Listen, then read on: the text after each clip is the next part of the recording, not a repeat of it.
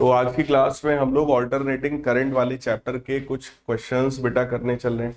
सबसे पहला क्वेश्चन देखो, एकदम बेसिक है। कह रहे हैं electric mains in a house are marked 220 volt 50 hertz. मतलब आपके घर में जो वोल्टेज है वो 220 वोल्ट है और वो 50 हर्ट्ज उसकी फ्रीक्वेंसी है। Write down equation for instantaneous voltage. तो इंस्टेंटेनियस वोल्टेज की वैल्यू हम लोग को बतानी होती है। ठीक है, इंस्टेंटेनियस वोल्टेज का फॉर्मूला यहां पर क्या होता है? E is equal to E not sine omega T. Clear? अब ये जो 220 वोल्ट आपको गिवन होता है, ये कौन सा वोल्टेज है?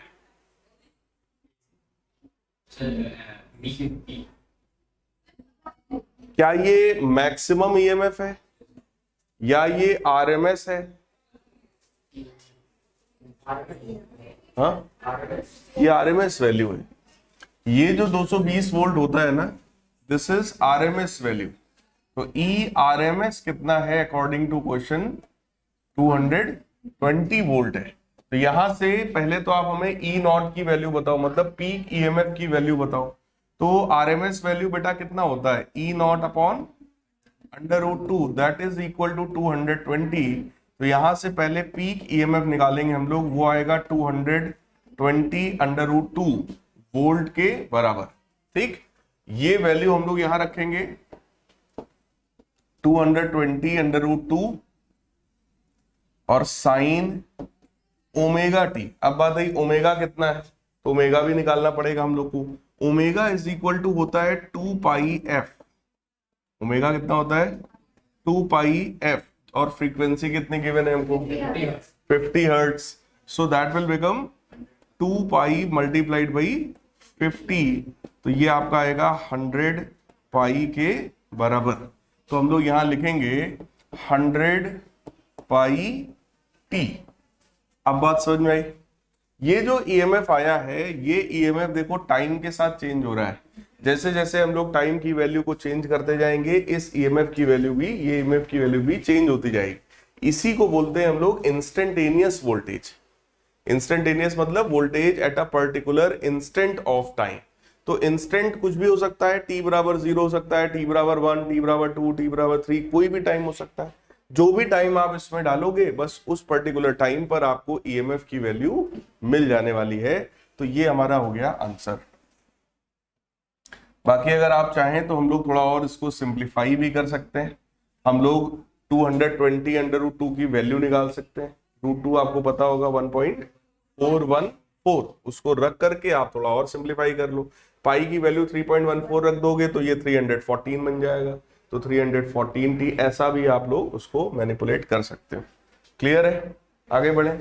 यहां पर इंपॉर्टेंट चीज क्या है जो आपको दिमाग में होनी चाहिए कि ये जो 220 वोल्ट दिया जाता है, ये कौन सी वैल्यू है? This is RMS value. यही इस क्वेश्चन का समझ लो इंपॉर्टेंट पॉइंट है। बाकी क्वेश्चन में कुछ है नहीं खास। ठीक, so that is RMS value. Next question देखो क्या है। कह रहे हैं an electric bulb operates at 12 volt DC if this bulb is connected to an AC source and gives normal brightness, what would be the peak value of the source? Peak value of the current मुझे लगता है यहां पूछ रहे होंगे, नहीं, peak value of voltage पूछ रहे होंगे। peak value of voltage of the source। तो यहां पर एक चीज शायद यहां मिसिंग है, we want voltage। अब बेटा क्वेश्चन में देखो क्या है। कह रहे हैं कि एक इलेक्ट्रिक बल्ब है जो कि 12 वोल्ट पर काम करता है। ठीक, 12 वोल्ट डीसी पर वो काम करता है और डीसी बोलो कांस्टेंट होता है। ठीक, हमसे कह रहे हैं कि अगर इसी बल्ब को हम ऑल्टरनेटिंग करंट के सोर्स से कनेक्ट करेंगे, that gives normal brightness. Normal brightness अभी दे रहा है, then what would be the peak value of the source? Peak value of the voltage of the source, ये हमसे क्वेश्चन में पूछा गया। बताओ, डीसी का वोल्टेज गिवन है, एसी का वोल्टेज पूछ रहे हैं।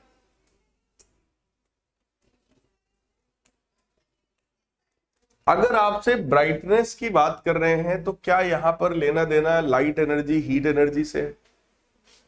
बोलो भाई। और हीट का लेना देना क्या आरएमएस से होता है? इसका मतलब ये जो वैल्यू 12 वोल्ट डीसी की है, ये आरएमएस वैल्यू है। कौन सी वैल्यू है? तो again this is E RMS. E RMS ये वैल्यू है 12 वोल्ट और फॉर्मूला होता है इसका E naught by root two, that is equal to 12 volt. तो E naught what will be the peak value यानी maximum value, so that will be 12 under root 2 volt. Is this clear? कोई doubt हो बताइए, ठीक है। Next, the peak value of alternating voltage applied to 50 ohm resistance is 10 volt. मतलब maximum value जो है वो 10 वोल्ट है, रेजिस्टेंस कितना है 50 ओम के बराबर। What is the RMS value of current? I RMS हमें बताना है। If voltage frequency is 100 hertz, frequency अगर 100 हर्ट्ज है, right the equation of instantaneous current. Current का इक्वेशन लिखिए। तो सबसे पहले तो अगर बेटा पीक ईएमएफ पता है, रेजिस्टेंस पता है, तो क्या हम लोग पीक करंट निकाल सकते हैं? तो पीक करंट का फॉर्मूला हो जाएगा peak EMF divided by resistance. Peak EMF कितना है हमारा 10 वोल्ट डिवाइडेड बाई 50, तो ये कितना हो गया 1/5 एम्पियर। और हमको निकालना आरएमएस वैल्यू है, तो आई आरएमएस का बेटा फॉर्मूला क्या होता है? That is I not upon, है ना, 1/5 पहले से ही था, that will become 1/5 under root 2 amperes के इक्वल। क्लियर? इसको आप लोग रेशनलाइज भी कर सकते हैं, रूट 2 का मल्टीप्लाई रूट 2 का डिवाइड, तो ये आपका बन जाएगा under root 2 divided by 10। Root 2 कितना होता है 1.414, तो 0.1414 बोलो, ऐसा बन जाएगा। सो that will B RMS value of current. Clear? अब हमें क्या बताना है? Instantaneous current. तो एक चीज सोचो, अगर रेजिस्टेंस हमें पता है और हमें निकालना करंट है, ठीक है, करंट का फॉर्मूला यहां पर क्या होता है? I is equal to I not sine omega T, यही होता है भाई। रेजिस्टेंस और करंट की अगर हम बात करते हैं, रेजिस्टेंस के केस में प्योरली रेजिस्टिव सर्किट में क्या करंट और वोल्टेज दोनों सेम फेज में होते हैं? मतलब E बराबर ई नॉट साइन ओमेगा टी था, तो I बराबर आई नॉट साइन ओमेगा टी। मतलब कुछ दिमाग हमें इसमें नहीं लगाना है। आई नॉट की वैल्यू कितनी है 1/5 साइन ओमेगा होता है 2 पाई एफ, एफ कितना है 100, तो क्या ये 200 पाई बनेगा? सो that will B 200 pi T. ये वैल्यू बेटा आ गई करंट की। This is instantaneous value of current. कोई डाउट हो तो बताओ भाई। ये आरएमएस वैल्यू आ गई और ये उसकी इंस्टेंटेनियस वैल्यू आ गई। क्लियर? आगे बढ़ा जाए। Next question, calculate RMS value of the alternating current. ऐसा ऑल्टरनेटिंग करंट है इस बार, इसकी आरएमएस वैल्यू पूछ रहे हैं। How can we calculate RMS value now? देखो अभी तक आरएमएस वैल्यू का फॉर्मूला होता था आई नॉट बाई रूट 2, लेकिन वो तब था जब करंट था आई बराबर आई नॉट साइन ओमेगा टी, इस टाइप का करंट था। अभी करंट कैसा है? कैसा करंट है? इस टाइप का जो करंट होता है बेटा उसको बोलते हैं डिस्क्रीट करंट। ये कैसा है? मतलब ये कंटिन्यूअसली वेरिंग नहीं है, ये 0 से लेकर के एक पर्टिकुलर इस टाइम तक देखो कांस्टेंट है, फिर यहां से यहां तक कांस्टेंट है, फिर यहां से यहां तक कांस्टेंट है। बोलो यार। तो इसकी 3 वैल्यूज हैं। अगर मैं मान लो टाइम लिख दूं यहां पर, फॉर एग्जांपल कुछ 1 सेकंड हुआ, यहां पर मान लो 2 सेकंड हुआ, यहां पर मान लो 3 सेकंड हुआ, तो 0 से 1 सेकंड तक करंट कितना है 2 एम्पियर। 1 से 2 सेकंड तक करंट कितना है -2 एम्पियर। 2 से 3 तक करंट कितना है फिर से 2 एम्पियर। क्लियर? तो यहां पर अपने पास करंट की देखो 3 वैल्यूज हैं। पहली कितनी थी 2 एम्पियर, फिर कितनी थी -2 एम्पियर, फिर कितनी है 2 एम्पियर।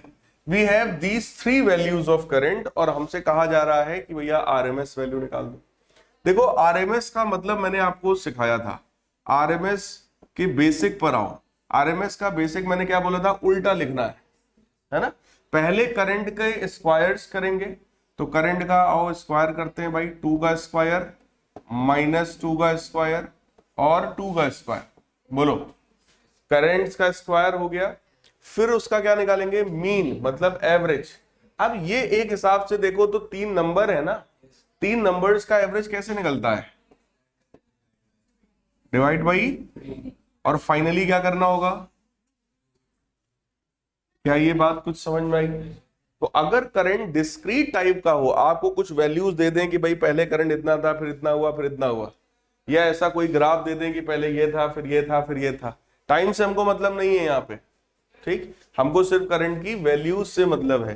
तो हम क्या करेंगे, उन वैल्यूज को स्क्वायर करके उनका एवरेज निकालेंगे, फिर उसका अंडर रूट निकालेंगे। So this will become under root 2 plus मतलब 4 plus 4 plus 4 that will become 12 divided by 3 that will become root 4, यानी कि that will become 2 ampere. So RMS value of this current is equal to 2 ampere. Is this clear. Next, the electric current in a circuit is given by I is equal to I naught T upon tau for some time. Calculate RMS value of the current for period 0 to tau. अब इस बार current जो है वो I naught sin omega t नहीं है, that is like this, I naught T upon tau like this, ठीक। हमसे कह रहे हैं 0 से लेकर टाउ तक आप आरएमएस करंट निकालो। अब ये आपको करना है, जल्दी से करो। आरएमएस वैल्यू कैसे डिराइव करते थे, सिखाया था ना, पहले करंट का स्क्वायर, फिर उसका मीन निकालो, फिर उसका अंडर रूट निकालो। अब ये तो डिस्क्रीट करंट है नहीं, बोलो, ये कंटिन्यूअसली वेरिंग करंट है, तो यहां पर वही इंटीग्रेशन करना पड़ेगा जो वहां कराया था। तो करिए इसको जल्दी से सॉल्व।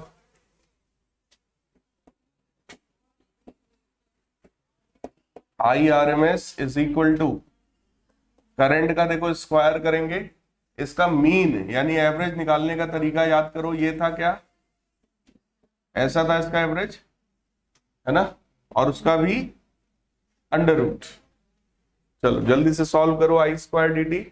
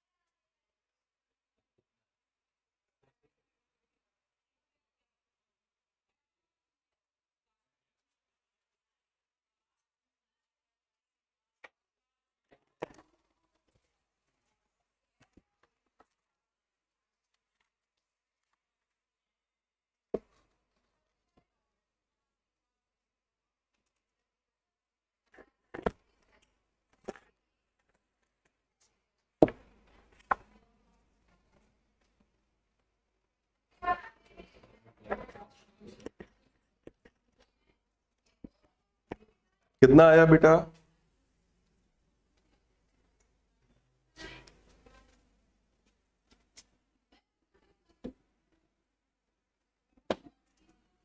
सबसे पहले integration I square D T solve करिए, that will be integration I not square T square upon tau square into D T. कहां से कहां तक, 0 से टाउ तक। देखिए I not square upon tau square तो कांस्टेंट है, बाहर होगा। टी स्क्वायर डी टी का इंटीग्रेशन क्या होगा, that will be T cube by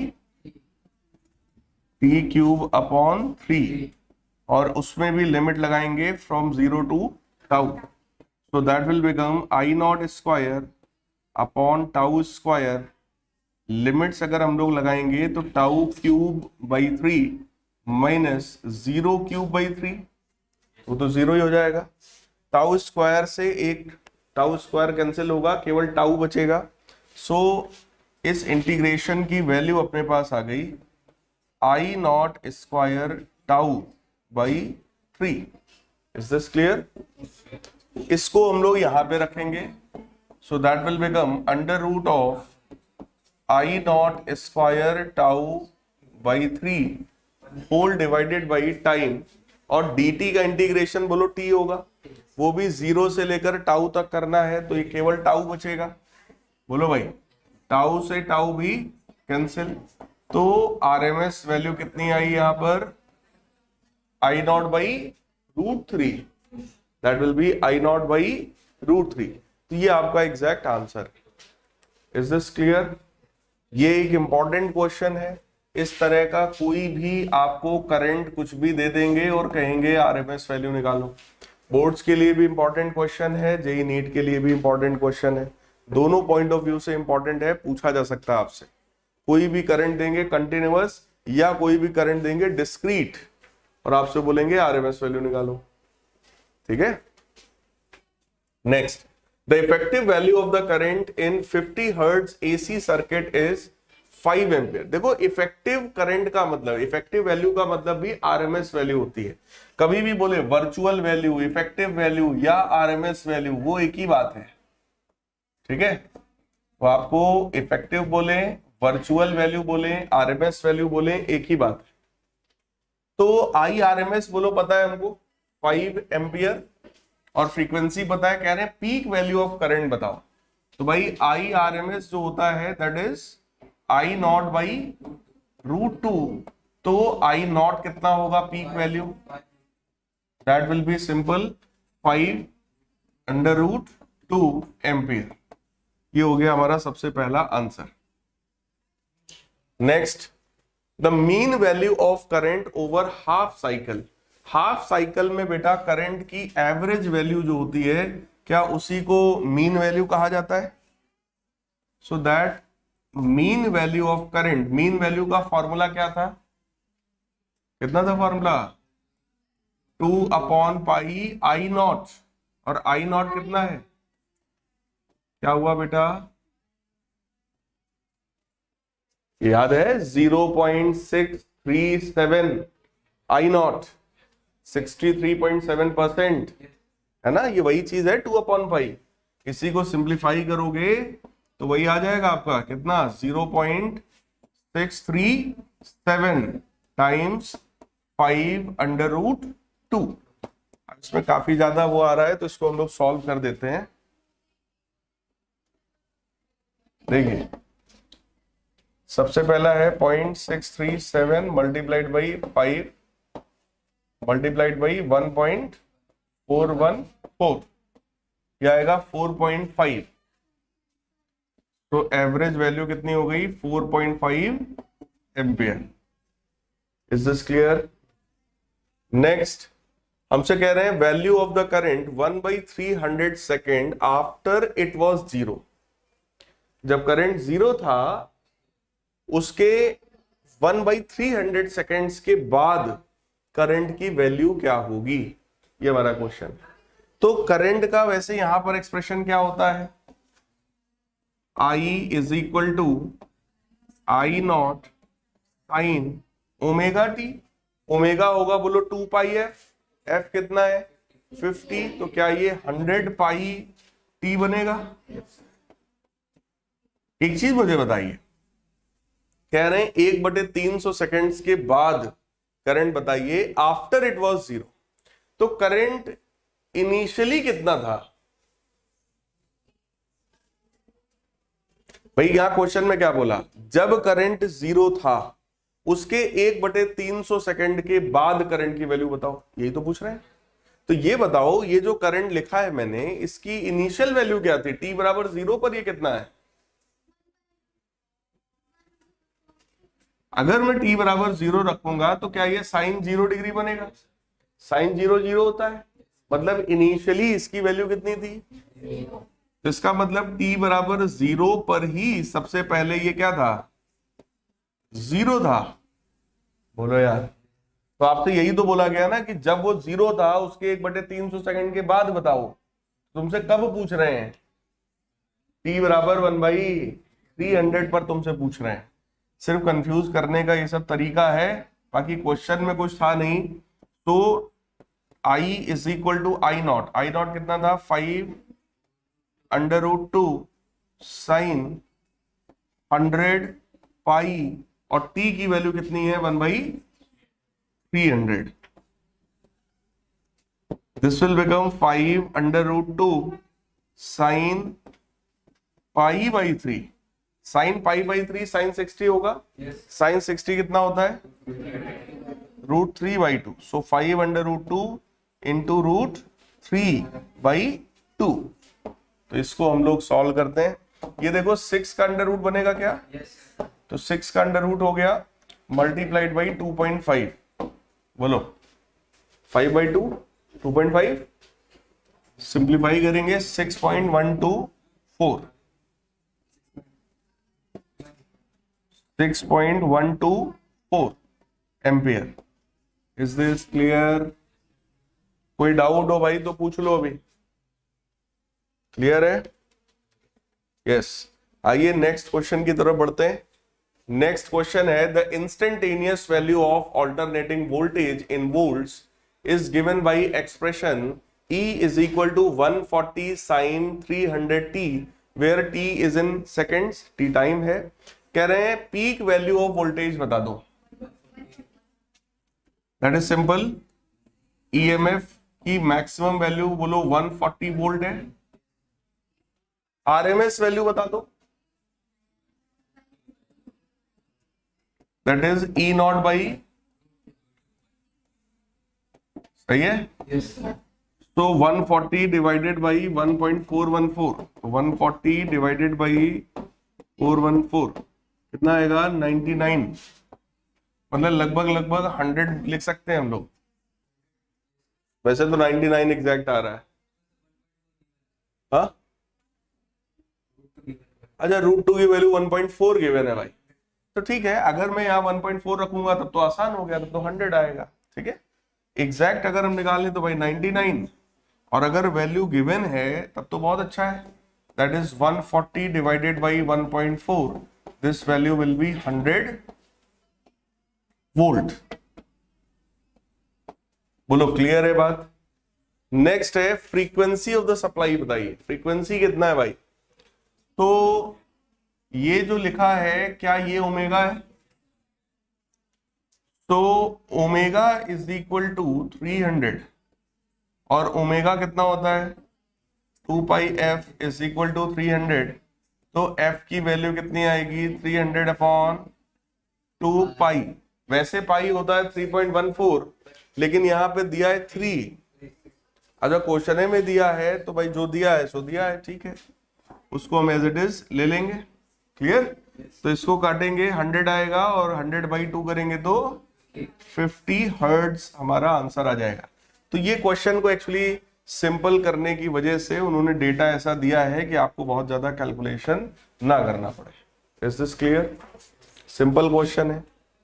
next, resistance of 40 ohm is connected to an AC source of 220 volt 50 hertz. एक resistance है जिसको AC सोर्स से कनेक्ट किया गया। RMS वैल्यू ऑफ करंट बताओ।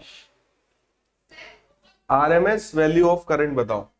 चलो बोलो RMS कैसे निकालेंगे?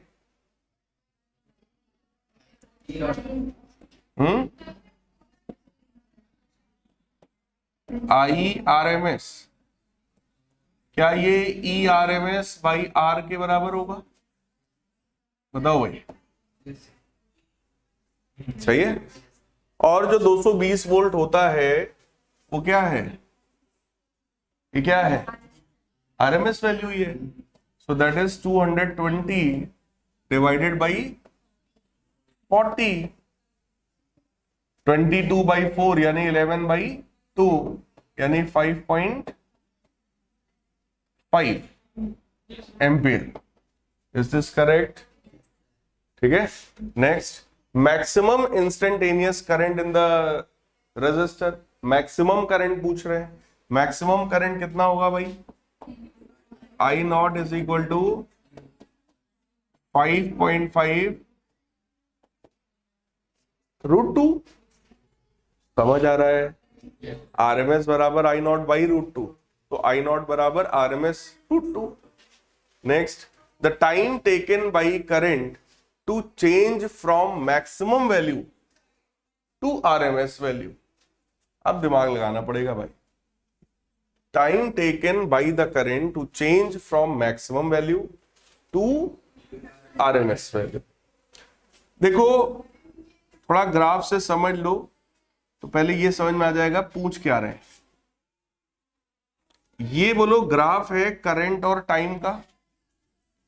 ऑल्टरनेटिंग करंट में क्या ऐसा ही ग्राफ होता है? होता है। करंट की मैक्सिमम वैल्यू बोलो कहां पर है? ये है क्या?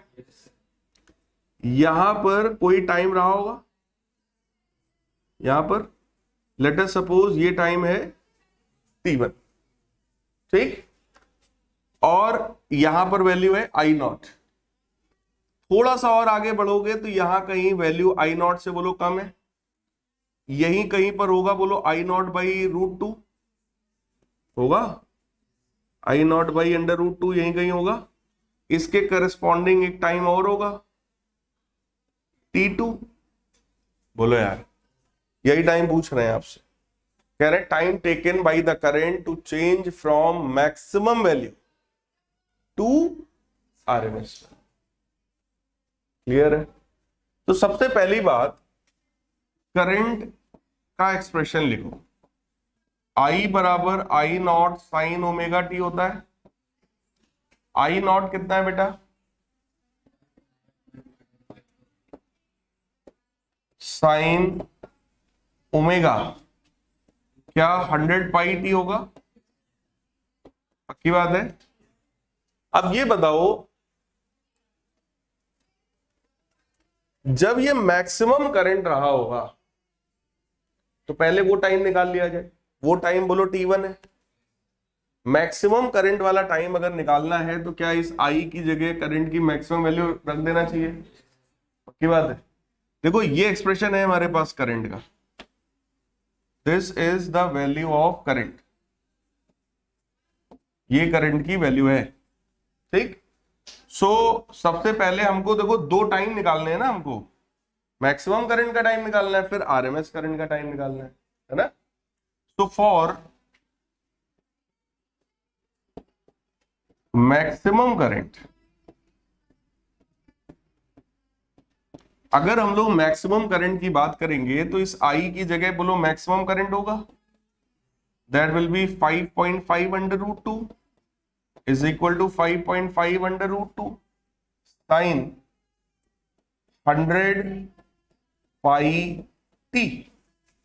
ये पूरे से ये पूरा कैंसिल हुआ, 1 आएगा, और साइन 91 होता है। इसका मतलब 100 पाई टी जो है ये आपका पाई बाई 2 के बराबर है।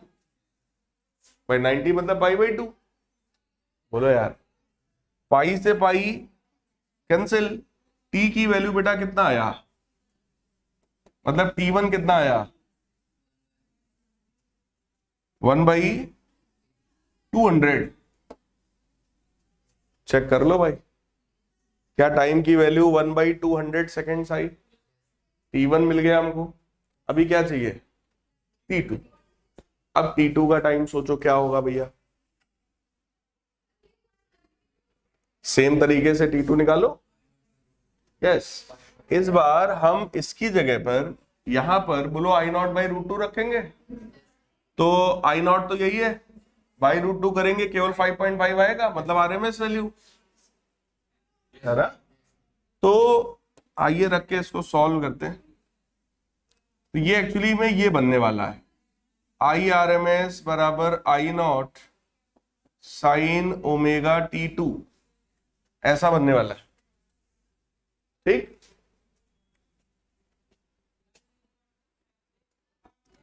This will become I0 by √2.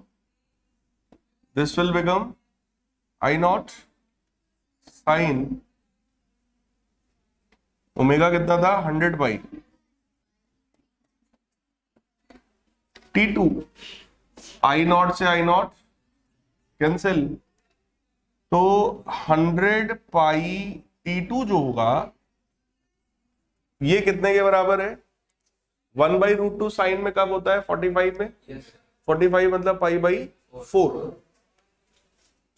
पाई/4, पाई से पाई कैंसिल, तो T2 की वैल्यू कितनी आ गई? 1/400 सेकेंड्स। क्लियर है? अब बच्चे इसमें क्या करेंगे? T1 मिल गया, T2 मिल गया, T2 माइनस T1 करेंगे। लेकिन यहां पर ध्यान देने वाली बात यह है कि ये जो T1 आया वो 1/200 आया, T2 आया 1/400, बड़ा कौन है? ये कैसे पॉसिबल है भाई? ये जानते हो ये जो T2 निकल कर आया ये कौन सा टाइम है? ये वाला टाइम है। ये कौन सा टाइम तुमने निकाल लिया? बोलो यार। आरएमएस वैल्यू ऑफ करंट कितनी बार आएगी? समझ में आ रही बात? भैया एक बार तो पहले ही आरएमएस आ गई। अगर तुम इन दोनों को घटाते हो, मान लो बड़े में छोटा घटा दें हम, तब जो टाइम निकलेगा ना वो ये निकलेगा। बोलो यार, हमको कौन सा चाहिए? ये वाला। हालांकि वो टाइम सेम होगा, मतलब तुम ये वाला टाइम निकालो चाहे ये वाला निकालो, दोनों टाइम सेम होगा। लेकिन अकॉर्डिंग टू क्वेश्चन जब हमसे बोला गया time taken by the current to change from maximum value to RMS, तो हमसे तो ये बोल रहे हैं ना जब वो मैक्सिमम से आरएमएस पे गया, तो हमसे ये वाला पूछ रहे हैं, तो हम ये अलग आए निकाले। बात समझ में आई ना? तो कहने का मतलब ये जो टाइम है, यही इतना टाइम, ये जो टाइम है वो ये वाला टाइम है, बोलो 1/400। इसी को आप T1 में और आगे बढ़ाओ, इतना ही टाइम और आगे दो, तब जाकर वो क्या बनेगा? T2 बनेगा। और फिर दोनों को हम क्या करेंगे? सबट्रैक्ट करेंगे। Is this clear? मतलब ये छोटा क्यों आ रहा है, ये बात समझ में आ रही है? वो ये टाइम है, ये ठीक है। तो आपको ये निकालना है। फिलहाल वो वैल्यू वही आएगी 1/200 माइनस 1/400। तो इसको आप सिंप्लीफाई करोगे 1/200 माइनस 1/400, तो वो 1/400 ही आएगा। बोलो यार, 1/200 माइनस 1/400 सॉल्व करोगे तो 1/400 आएगा, और वही आपका यहाँ का आंसर भी है इस पर्टिकुलर क्वेश्चन का। लेकिन आपको डाउट ना हो इसलिए मैंने आपको वो पूरी बात समझाई है। Is this clear? निगेटिव मत रखिएगा, टाइम कभी भी निगेटिव नहीं होता है। तो आप डायग्राम बना के जरूर समझा सकते हैं कि सर हमको टाइम पूछा था T1 से T2 के बीच का, लेकिन हमने टाइम निकाल दिया T0, मतलब 0 से T0 के बीच का, हमने ये टाइम निकाल दिया है ना, लेकिन हमको ये वाला टाइम चाहिए। क्लियर? तो हालांकि जो ये होगा डिफरेंस, वही डिफरेंस ये भी होगा। क्लियर? इसलिए हमने ये निकालने के बजाय ये निकाल दिया। लेकिन ये चीज आप वहां पे लाइन में लिख करके उसको एक्सप्लेन करोगे कि आप आखिर T1 में से T2 क्यों घटाने लगे। बोलो यार, क्लियर है? इसको आप एक आध लाइन लिख करके एक्सप्लेन करेंगे तो फाइनल आंसर कितना आएगा हमारा? That will B T1 minus T2, यानी कि 1/400 सेकेंड्स। ठीक, आगे बढ़े। ये एक इंपॉर्टेंट क्वेश्चन है क्योंकि ये कंफ्यूज करता है, इसलिए ये एक इंपॉर्टेंट क्वेश्चन है। इसका ये थर्ड पार्ट जो है ये काफी इंपॉर्टेंट है। Next, 100 hertz alternating current is flowing in a 14 milli henry coil, find its reactance. इसका रिएक्टेंस बताइए।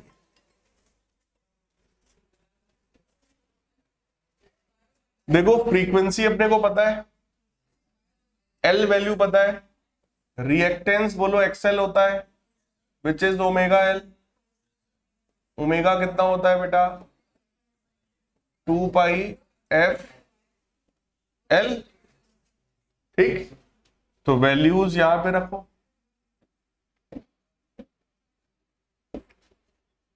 तो 2π फ्रीक्वेंसी कितनी थी यहाँ पे? 100, और एल वैल्यू कितना है? Simple 14 milli Henry. मिली मतलब 10⁻⁻3। इसको आप सिंप्लीफाई कर लीजिए तो ये आपका आंसर आ जाएगा। देखो 28 पाई बनेगा, 100 इंटू 10⁻³ है तो 10⁻⁻1 बनेगा, मतलब बाई 10 हो जाएगा, है ना। तो ये बनेगा 28/10 इंटू 22/7। 7 से इसको कैंसिल कर सकते हैं, 4 आएगा, तो ये कितना आएगा 8.8। एक्सेल का यूनिट ओम। बेटा ये है रिएक्टेंस, है वही रेजिस्टेंस ही जैसा, बस रजिस्टर के लिए नाम रेजिस्टेंस, इंडक्टर के लिए रिएक्टेंस, कैपेसिटर के लिए रिएक्टेंस, कैपेसिटिव रिएक्टेंस, इसके लिए इंडक्टिव रिएक्टेंस, लेकिन है ये वही रेजिस्टेंस। पूरे सर्किट होता तो उसके लिए इंपीडेंस, बट है ये वही ओम। क्लियर है? बड़े आगे कमा रहा है? जिसको डाउट हो पूछ लो भाई, इसमें छोटे छोटे क्वेश्चंस हैं अभी तो, एकदम समझ लो इस चैप्टर का अभी तो फंडामेंटल चल रहा है। Pure inductor of 25 milli henry is connected to a source of 220 volt. Find inductive reactance and RMS value of the circuit if frequency of the source is 50 hertz. तो बेटा ये पहले तो मुझे ये बताओ क्वेश्चन को पढ़कर, ये कौन सा सर्किट है, किस सर्किट की बात हो रही है? इंडक्टेंस हमें गिवन है 25 milli Henry,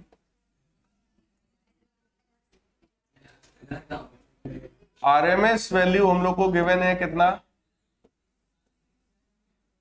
220 volt. Inductive reactance यानी कि एक्सेल चाहिए, आरएमएस वैल्यू ऑफ करंट चाहिए IRMS, फ्रीक्वेंसी हमको गिवन है। अगर फ्रीक्वेंसी गिवन है तो क्या ओमेगा पता है? ओमेगा बराबर 2πf यानी कि 100 पाई, बोलो सही है। और हमें निकालना क्या है भाई? We want XL and IRMS। XL कितना होगा? That is omega L. Omega कितना है 100 पाई, और इंडक्टेंस की वैल्यू कितनी है 25 मिली यानी 10⁻⁻3। तो ये आपका बन जाएगा कितना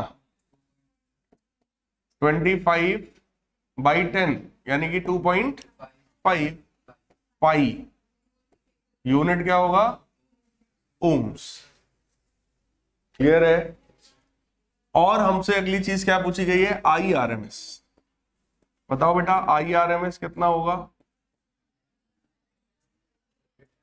IRMS कितना होगा?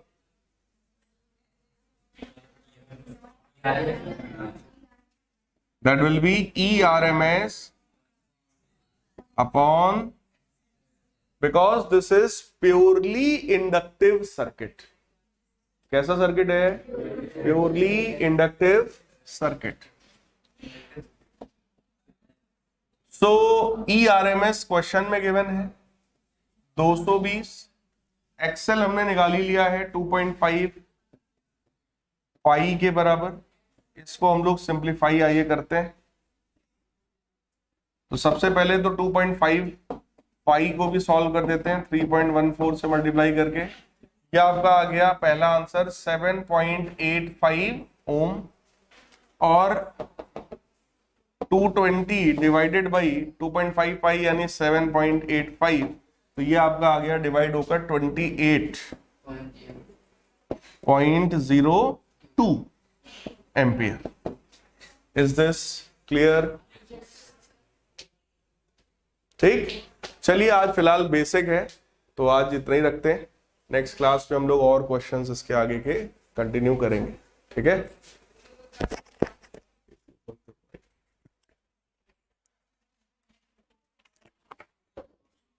Laptop stop recording, right side नीचे स्टॉप रिकॉर्डिंग।